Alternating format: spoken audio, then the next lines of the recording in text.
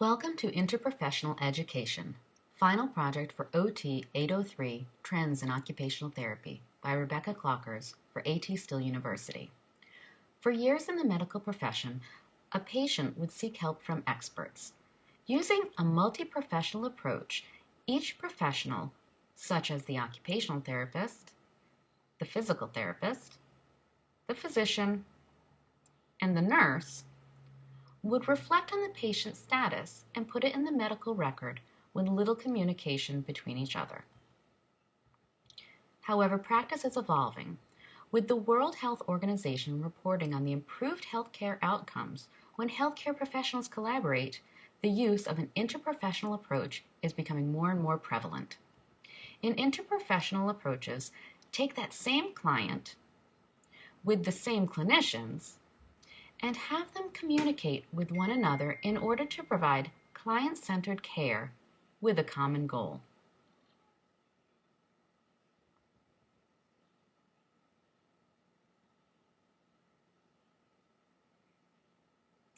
But how do we teach these effective and reflective communication skills for those occupational therapists, students, nurses, physical therapists, and doctors? The strategy in place is called Interprofessional Education, or IPE.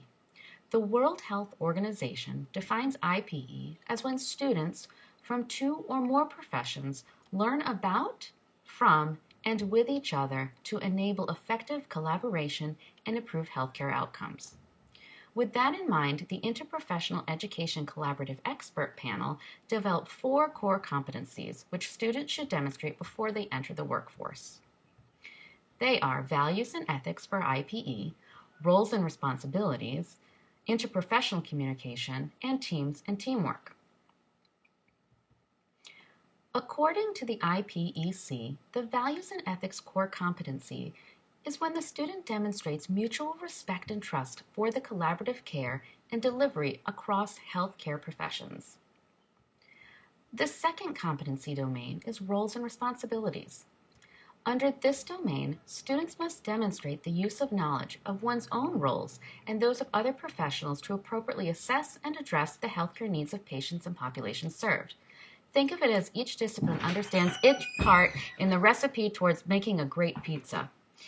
In the third core competency in interprofessional communication, under this domain, students are expected to communicate with patients and families, communities, and other healthcare professionals in a responsive and responsible manner that supports a team approach to the maintenance and health treatment of disease.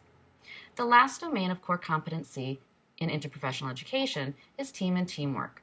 This is when students learn relationship-building values and the principle of team dynamics to perform effectively in different teams, to plan and deliver patient or population-centered care that is safe, timely, efficient, effective, and equitable.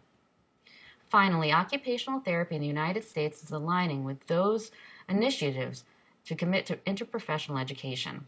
The AOTA declared it became a member of the IPC in 2016, and by doing so, it has established itself as a stakeholder in interprofessional education. Therefore, you will see OT programs incorporating systems to meet the competency needs described by the IPEC. Multiple programs across the United States and internationally have reflected on the barriers and strategies to designing curriculum and learning experiences, such as coursework assignments, fieldwork assignments, simulations that help promote to develop reflective and effective communication skills. By instilling these skills early in all medical professionals, including occupational therapists, patients and populations will reap the benefits of interprofessional practice.